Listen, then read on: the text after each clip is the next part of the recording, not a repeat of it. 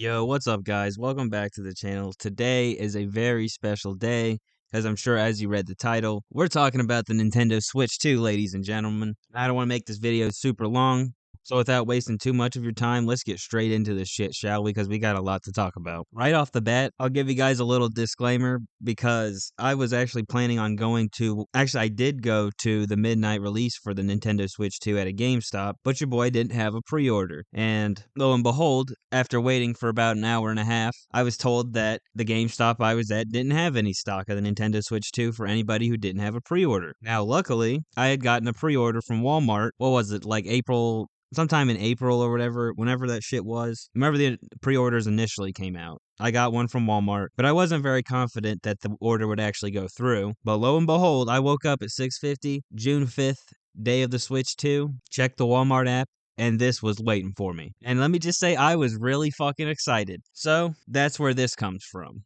I had to kind of improvise because it was so early in the morning, and I didn't really want to set up a whole fucking camera and shit. So I just went ahead and recorded the video with my phone. So here's a shitty unboxing with shitty phone camera videoing. And I figure while that's going on in the background, I'll kind of talk to you guys about and give you some of my first impressions on the console itself. Because this will be one of probably many videos I intend on making on the console, but I figured we'd at least get the system itself out of the way first. So let's take a look, shall we? Right off the bat, the first thing I realized was that this box is a lot smaller than I thought it was going to be.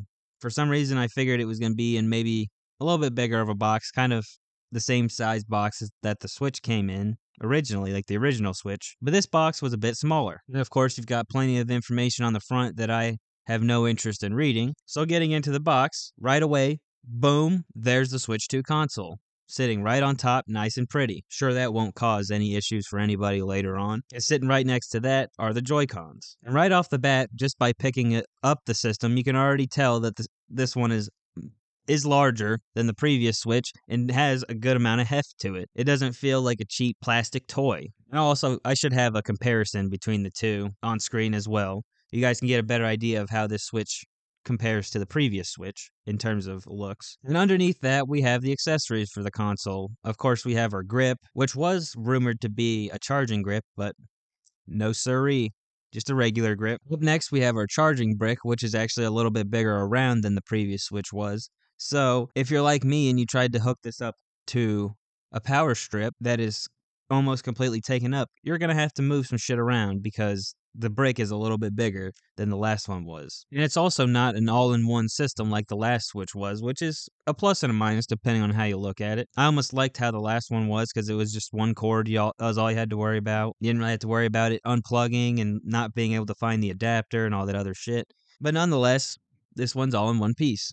Here we also have the Nintendo Switch 2 dock, which is also bigger than the previous Switch dock by a pretty good amount. And just like with the Switch, I should have a comparison on screen for you guys. If not, then this is going to be pretty embarrassing and you guys are not going to have any idea what the fuck I'm talking about. And also, side note, I just remembered this. Hopefully I get it fixed, but halfway through the fucking video, it turns sideways.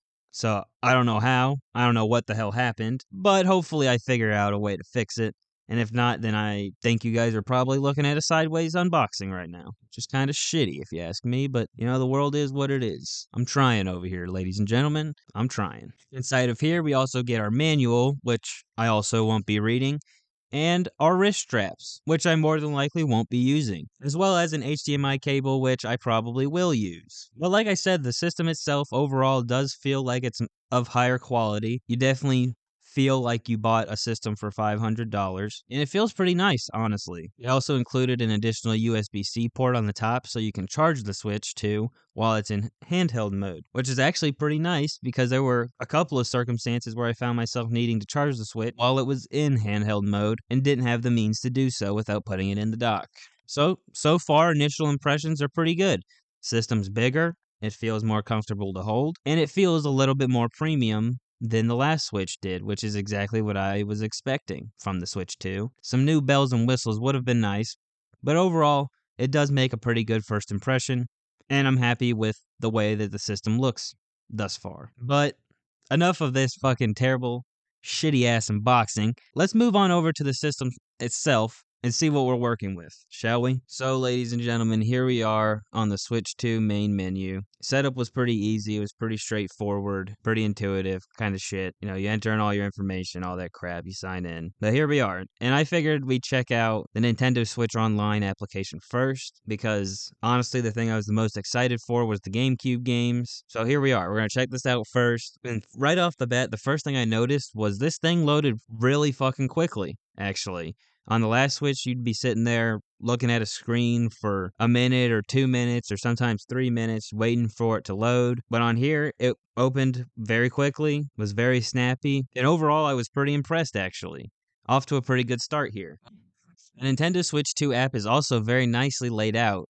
It's got different sections for online games, your Nintendo Switch apps, like the GameCube, the Game Boy Advance, the Game Boy, all that shit. They've got missions that you can do in games to unlock rewards that you're never going to use. And it also, actually, one neat thing about it, though, was it seemed like they had missions kind of like they had, for Mario Kart World, they had missions that you could do from June 5th to June 11th to earn specific rewards, which I thought was actually kind of neat, actually. And I think that if they continue and they actually put effort into the system, they could actually come up with some unique things tied to the missions and have some pretty cool rewards that you could get for doing missions. Like maybe they could do like custom controllers and shit, or like unique Switch consoles, just shit like that. They probably won't do that, but hey, we can still hope. It does have potential, which is honestly a really good thing so far. If we take a look at the home menu, we notice that we actually have a few new icons that weren't on the original Switch, that being the game chat and the game sharing options, which are unique to the Switch 2. It took Nintendo an extra 12, 13 years, 14, 15 years maybe to figure out how to really get game chat working, but rather late than never, I guess. We also have a section for virtual cards, which will show you all the virtual cards that are on your system. And one thing I really like actually about the home menu and just the Switch 2 in general is all the little sounds and shit that play. Like when you click on something or you scroll on something or you scroll up and down, or hell, even whenever you turn the console on, it makes a cool little noise. It just gives the system more uniqueness, more pop. It helps the system feel like it's got a soul rather than just being a piece of plastic sitting there, which I like. The Switch 1 I felt was very monotone, I guess would maybe be it wasn't as peppy as in your face, and I feel like this console does a little bit better job of being a Nintendo console, if that makes sense. So overall, first impressions thus far are pretty good. I'm really interested to see what the eShop experience is going to be like, so let's go check that out next. And once again, the eShop opened up really fucking quickly, actually. I, once again, was very surprised at how quickly it opened up. And I was actually pretty excited to see that whenever you first open up the eShop, you're prompted to download Mario Kart World if you bought that bundle. I was a little interested to see what was going to happen, or how you would download it, or how you would get it downloaded. I'm sure you could probably just go to the downloads and just download it from there. But nonetheless, at least you get the chance as soon as you open it, so you can get right to playing it. And just like the Nintendo Switch Online app, the eShop opens up very quickly, and you're already, before you can even fart another word, you're already out and browsing. Games load very quickly. The sections are very snappy. You know, you're not sitting there for a couple minutes waiting for more games to load once you scroll all the way to the bottom. And check this out. I found that if you just go to the Nintendo Switch 2 game, in this instance I have Zelda Tears of the Kingdom up on the screen, you can just download the Nintendo Switch 2 version of the game straight from the eShop and straight from the game's page. So I feel like that was definitely another thing that was pretty intuitive about upgrading from the previous version to the next gen version, or whatever you want to call it, going from Switch 1 to Switch 2. However, the first time you do this, or the first time you try to access a game that you had on the Switch 1 console, you'll actually have to go back to that Switch 1 console and approve it, so that way you can play your games on the Switch 2. So this was another thing that I feel like they handled pretty well, actually, was being able to move all of your stuff from the Switch 1. You know, you definitely want to keep that handy, because you gotta go back and forth between the old one and the new one quite a bit, getting things set up and getting things moved over. But I think they did a pretty good job of making it relatively easy enough. You know, you just click a few buttons and boom, all your games and all your save data are moved over from the Switch 1 to the Switch 2.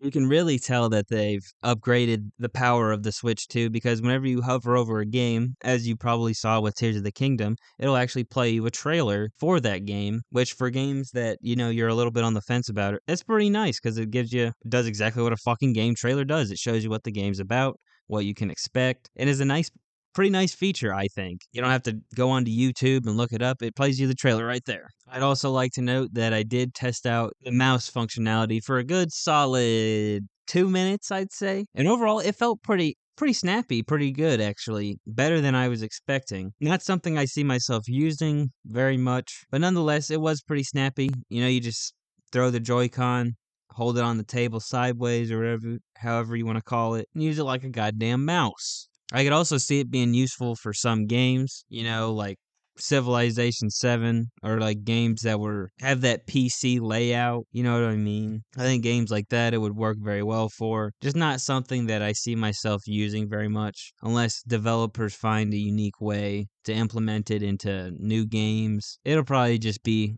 one of those features that gets put on the back burner for me, but still cool nonetheless, that's for sure. As of right now, there aren't really a whole lot of new games for the Nintendo Switch 2. Mainly just some Nintendo Switch 2 ports of already existing Nintendo Switch 1 games. But I have a feeling within the next couple months, we're going to see some really good releases, see some games that are on like main consoles come to the Switch. Like I feel like Oblivion Remastered is going to make its way to the Switch at some point. And I'll really be when it comes to the Switch, because that would be an awesome game to be able to play anywhere. And plus, we do have Donkey Kong coming next month, which is definitely something that I'm looking forward to. We haven't had a new Donkey Kong game in years, especially a 3D one, and I have a good feeling that this one's going to be something special. I also figured I'd throw this in here at the end. I found this section for Nintendo Switch 2 game vouchers, which I thought it's an interesting concept. So basically what you do is you spend $100, gets you 2 game vouchers. Now, what I wonder is if these game vouchers are specific for $60 games or if they can be used on like $80 games. Like let's say you want to buy Donkey Kong and Tears of the Kingdom or Tears of the Kingdom, Switch 2 and Mario Kart World, would you be able to use those 2 vouchers to get those 2 games? Or is it just like for $60 games? Not really too sure, but I thought it was an interesting thing that I had to know. And yeah, guys, overall, I'm pretty happy with the Switch 2 so far. It's definitely an improvement over the first Switch, and I'm really interested more so to see where we go from here with the games. I'm really interested, and I'm more interested to see where we go from here with the games rather than I am with just the hardware itself. I feel like this is definitely a good upgrade. Definitely a good step up from the Switch 1. Now, going to the question of is it worth $500? Worth is always something that will be specific to everybody. Like I feel like, if you're getting hours, thousands of hours, hundreds of hours into something, into one thing, is that not worth the $500? If you're able to spend hundreds of hours and get hours of enjoyment out of something, then when does it become worth it? So, do I think it's worth it? For me, yes.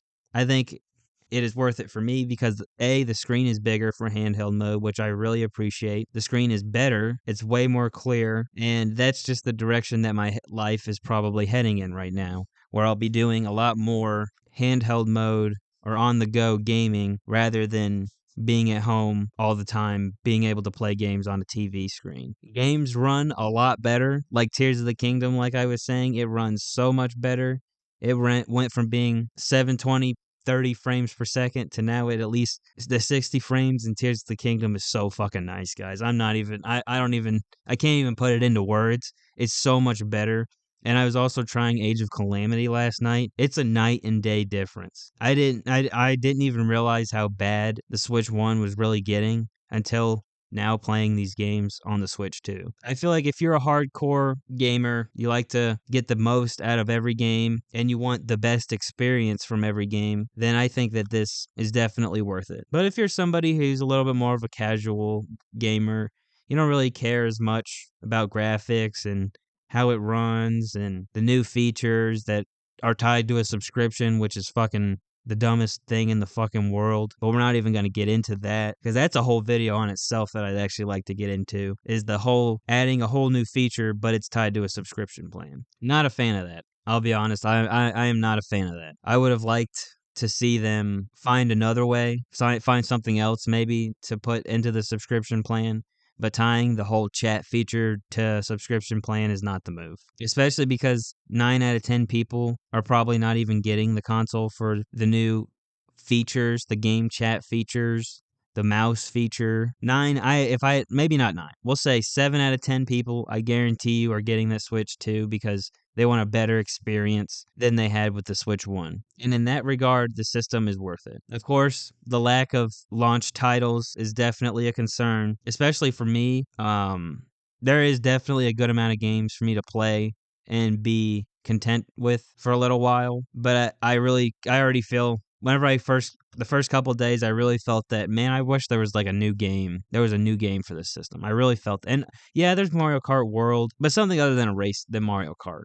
Because Mario Kart's fun. Don't get me wrong, it's a good game, and there'll also be a video on that too. But it's fun. It's just not something I want to play all the time, if that makes sense. So yeah, guys, is the Nintendo Switch 2 worth it? I'd say so. If you're like me and you're an enthusiast, I'd say so. But if you feel like you can wait and you're not all that hyped for it, I would just go ahead and wait. It seems like there's a good supply of these things, and they're not fucking being overly scalped on eBay and all that other shit. So I'd say give it a little bit, maybe get one for Christmas, get one on sale. Although, actually, side note to that, if you want to get the Mario Kart World bundle, then I would maybe consider getting it sooner rather than later, because if I remember correctly, they said they were only going to have that bundle available for a year, which is also stupid. So yeah.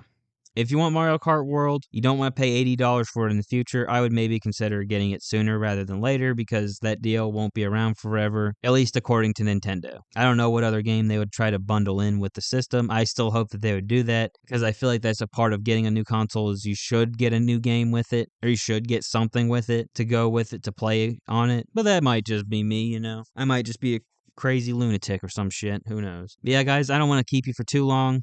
I don't want to make this video fucking an hour long like a lot of my videos are. So, with that all being said, I hope you guys enjoyed this video.